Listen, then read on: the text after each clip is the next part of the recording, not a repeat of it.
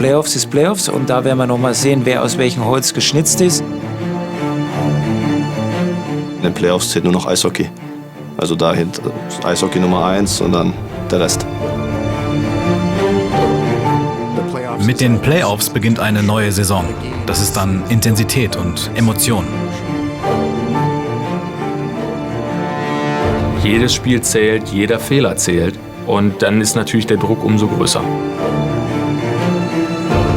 Man muss auch sehen, dass man seine Emotionen kontrolliert, aber es wird natürlich ruppiger, härter. Es kann natürlich nach Spiel 3 kann es halt einfach vorbei sein. Oder du gehst halt einfach den längeren Weg und spielst halt bis ins Finale rein. Do or die. Also man verlängert quasi seine Spielzeit um immer den nachfolgenden Tag. Also. Jetzt sind es dann keine normalen Spiele mehr, sondern jetzt geht es in jedem Spiel um alles.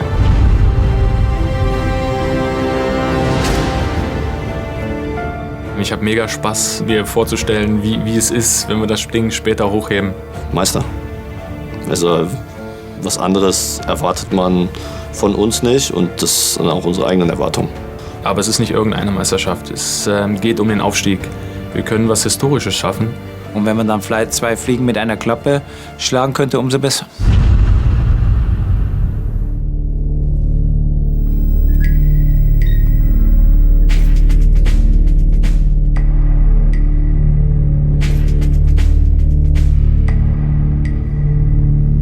Wer geht denn freiwillig ins Tor? Ja? Wer möchte sich denn vor dem Puck abschießen?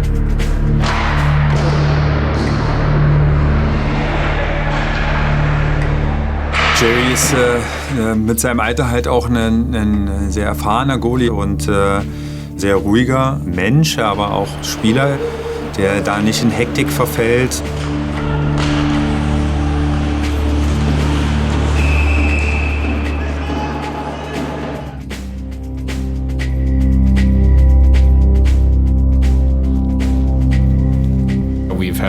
Wir hatten eine unglaubliche Saison. Viele Siege, große Derby-Siege. Ein paar Tiefen in der Saison, was aber auch mal ganz gut ist. Ein paar Verletzungen. Wir haben aber nie den Fokus verloren. Wir haben einfach weiter gewonnen. Ich hasse es zu verlieren und deshalb liebe ich es umso mehr zu gewinnen.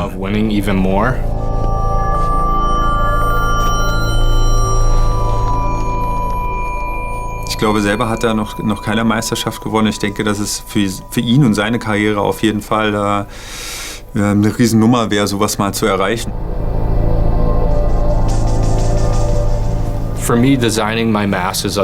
Meine Maske zu designen ist für mich jedes Jahr das Wichtigste. Ich habe das alte Husky-Logo. Ich habe mich informiert und ich hoffe, dass das stimmt. Aber das war das Logo, als die Huskies das letzte Mal in der DEL waren.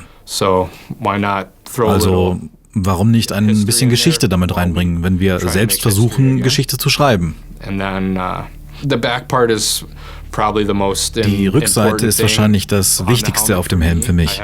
Die Namen meiner Frau und meiner Kinder sind da, ihre Initialen. Und mein Hund, Mika, sie ist vor ein paar Jahren gestorben. Und mein jüngster Bruder, der vor einigen Jahren gestorben ist. Und ich habe seine Initialen, damit er immer bei mir ist. Und dann habe ich noch den Kasseler Herkules oben auf dem Helm. Das ist mein Zuhause. Hier fühle ich mich wohl. Ich liebe es, hier zu sein.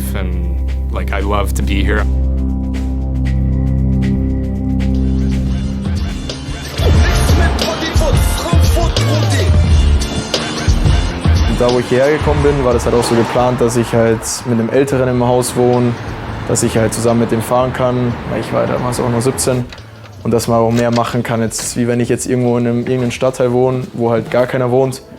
So kann ich halt viel mehr unternehmen und ja.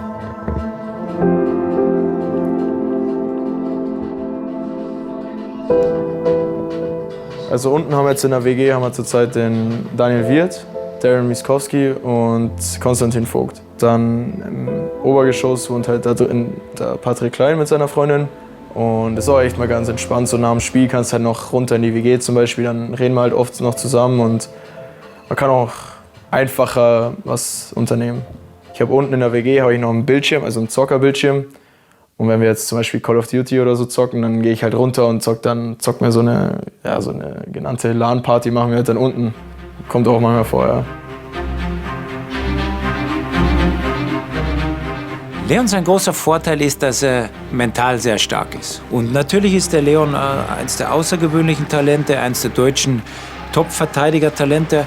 Aber zumindest dieses Jahr noch hier zu sein und dann hoffentlich mit uns aufzusteigen und dann den nächsten Schritt zu gehen, denke ich, das ist genau das Richtige für ihn. Wo ich hergekommen bin, habe ich auch mit Franz gesprochen und so. Und da war das auf jeden Fall der Plan, dann mit Frankfurt in die DEL. Und ja, also ich habe ja auch eigentlich nur einen Vertrag, wenn wir aufsteigen. Und sonst gehe ich halt wahrscheinlich zu dem anderen Verein. Ja. Aber ja, wir schaffen es schon.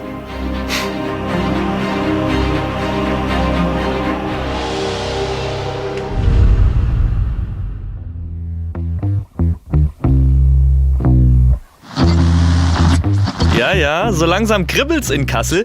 Die Huskies führen in der Playoff-Serie gegen Heilbronn mit 2:0. Ein weiterer Sieg heute also und die Schlittenhunde sind im 0,nix im Halbfinale.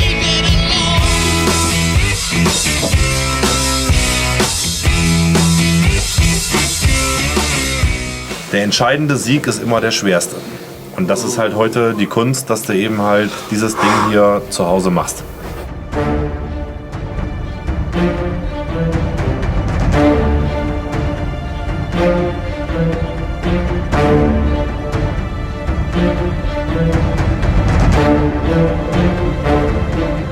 And lastly, make sure that when we're playing with structure and discipline, we're going to suck the life right out of them. We got Mosey's group starting up front, Chevy, Joey, Jared.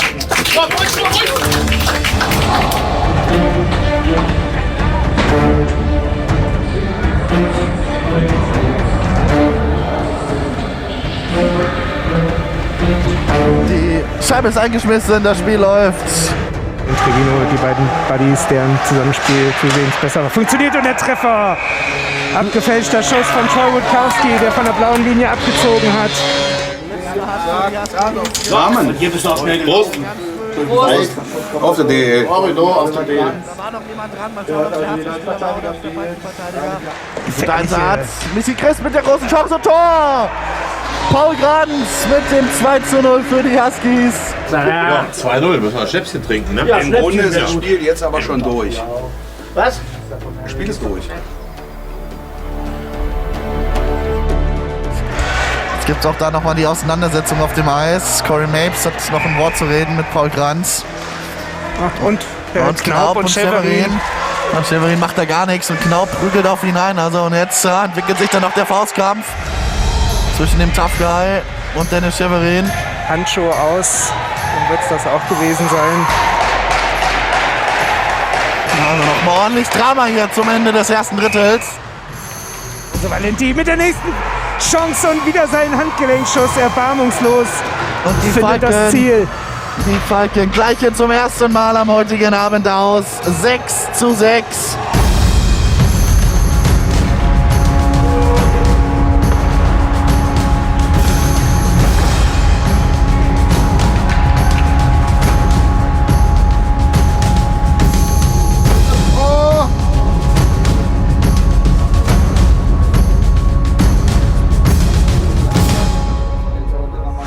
Deutsch gesagt, verdammt egal, dass du 6 Dinger kassiert hast. Jetzt ist es wichtig. Die Tor! Tor! Ein traumhafter Treffer. Auf die Kelle serviert.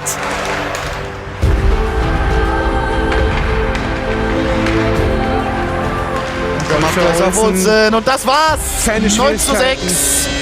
Die Kassel Huskies, das steht jetzt fest, werden die Heilbronner Falken in diesem Playoff-Viertelfinale sweepen. 3 Siege in 3 Spielen und damit als erste Mannschaft ins Playoff-Halbfinale einziehen. Halbfinale! Halbfinale! Das war der erste Schritt und man weiß halt ganz genau, wir brauchen eben halt noch 6 Siege, um Meister zu werden. Und das war halt super gut mit einem Sweep gegen Heilbronn, die Serie schnell zu beenden, um eine Ruhepause zu bekommen.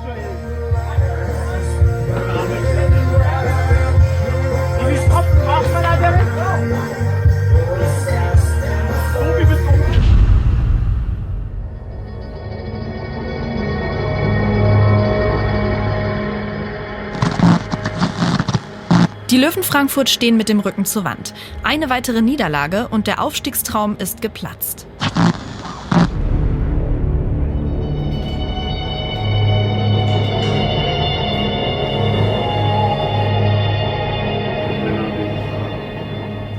But then what I would do in 5-on-3, if you have Mark, then you have Kohle here instead of Shinko.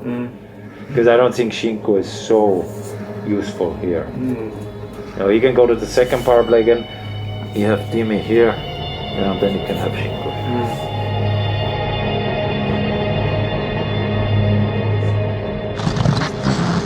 Schwache Leistungen und extremes Verletzungspech. Gleich 7 Spieler fallen heute verletzt aus.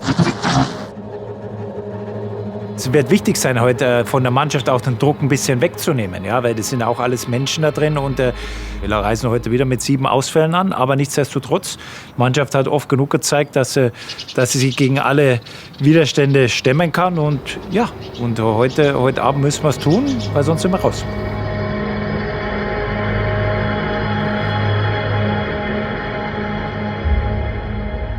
Die versagen heute komplett oder die drehen es tatsächlich nochmal? Dass sie sich einfach mal zusammenreißen sollen und ein bisschen kämpfen sollen wenigstens. Also ich meine, man kann ein Spiel verlieren, aber man muss kämpfen darum.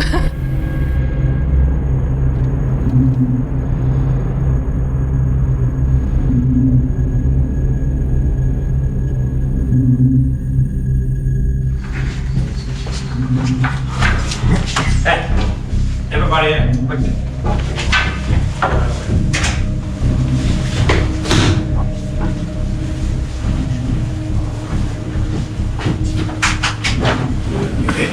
Actually, I was just out there, like hanging out there with Uwe a little bit, you know, a fucking bus driver, you know, great guy by the way, I think, you know, maybe you guys agree. So he said to me, fucking, I love my family, but I don't want to be fucking home. I want to keep fucking driving. I want to keep fucking driving. I love you guys. I want to keep fucking driving. Stick to the game plan. Stick together with it.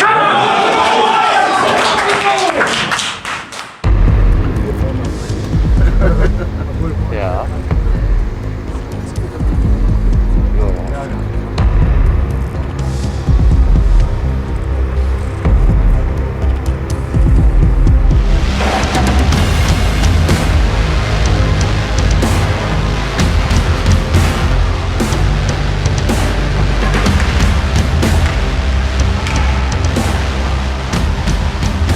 Die Befreiung gelingt nicht, Faber hält sie drin. Wieder Max Faber als Quarterback an der blauen Linie für Sebastian Kolberg. Offener Schuss und da haben wir das 1:0 für die Löwen.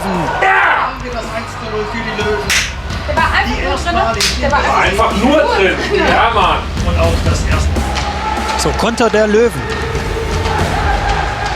Hüttel verzögert und dann trudelt die Scheibe irgendwie über die Linie. Und es steht 5:0 für Frankfurt. Verzögert und dann trudelt die Scheibe irgendwie über die Linie. Tonlos, hat mich gefreut. Ja! 5:0. Wow! Die Löwen Frankfurt sind noch am Leben, ziehen Spiel 3 mit 6:2 und bringen die Serie zurück in die Main-Metropole.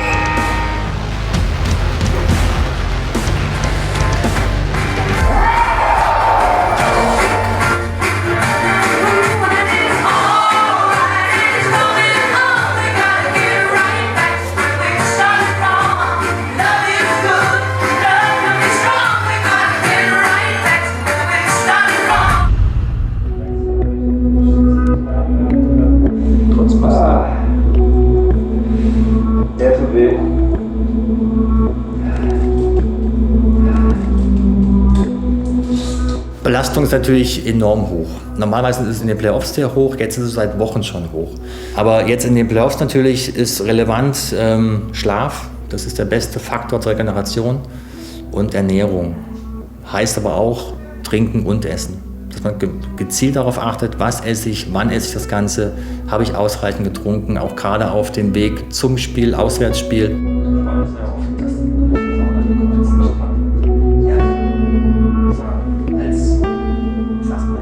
Das Verhältnis ist offen und ehrlich, das ist das Wichtigste, dass man auch die Wahrheit sagen muss. Aber ich genauso, weil ich auch mal sagen muss, du kannst jetzt dementsprechend morgen nicht spielen. Also auch da man dann der Böse sein muss, auch sagen muss zu ihm, pass auf, das ist jetzt so eine Verletzung, dann ist es nicht denkbar, dass du morgen aufs Eis gehen kannst.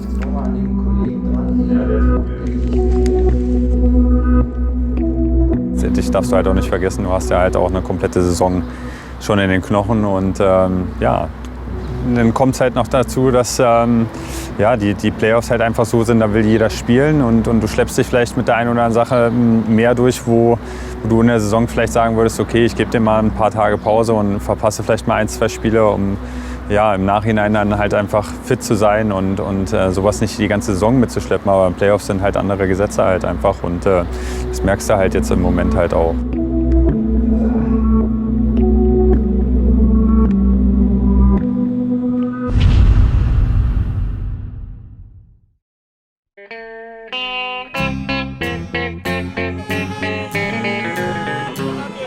Hello out there, we're on the air, it's hockey night tonight. Tension grows, the whistle blows, and the puck goes down the ice. The goalie jumps and the players bump and the fans all go insane. Someone roars, Bobby scores at the good old hockey game. Oh, the good old hockey game is the best game you can name.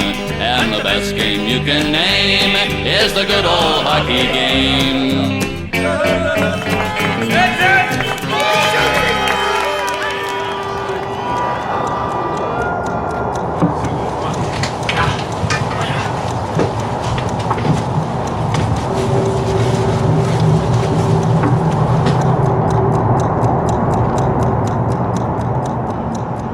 One guy sitting at home. Remember, we promised we're getting on the bus on fucking Sunday. Let's fucking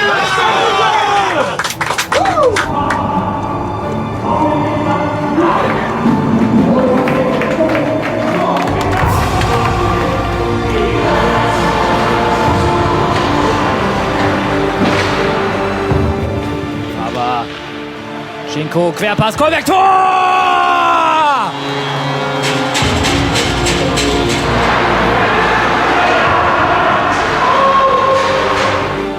Und Dubrava rutscht die Scheibe durch! Und die Löwen erhöhen auf 3:1.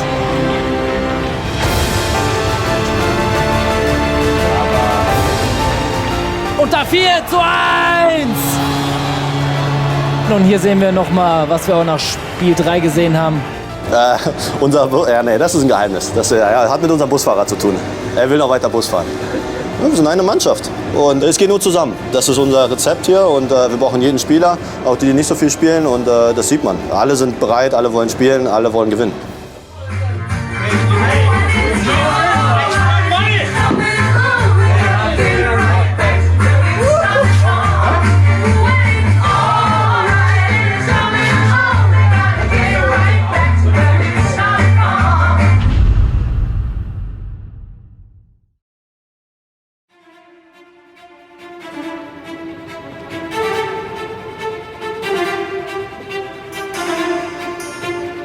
Ich bin stolz, überhaupt die Mannschaft fahren zu dürfen. Ich möchte gern in die erste Liga.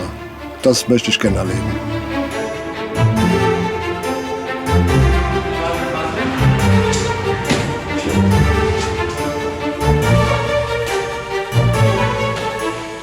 Everybody together, everybody is fucking best period of the season. Let's fucking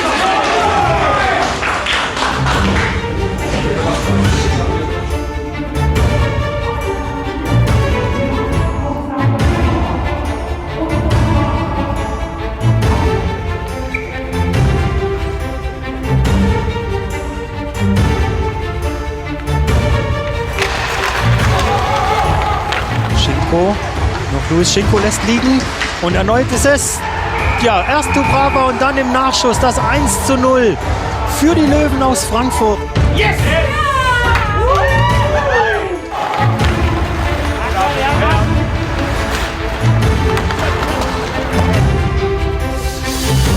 Und da ist es Schinko, der trifft. Starker Einsatz von Stephen McAuley. Kriegt die Scheibe rüber auf Luis Schinko.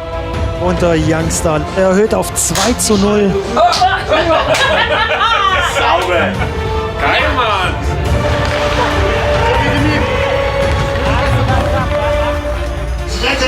dagegen. Oh Mann.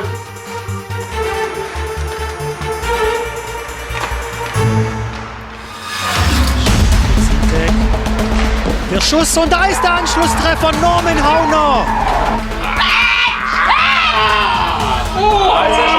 2-1, wenn es schnell geht. Ja. Schüle jetzt mit dem Schuss. Schüle bricht der Schläger beim Schussversuch. Und da ist der Ausgleich. Riley Sheen. Doppelpack der Steelers. Okay, das sind Playoffs. Das ist Eishockey. Und weiter Riley Sheen mit dem nächsten Anlauf. Jasper mit dabei. Evan Jasper mit dem Querpass.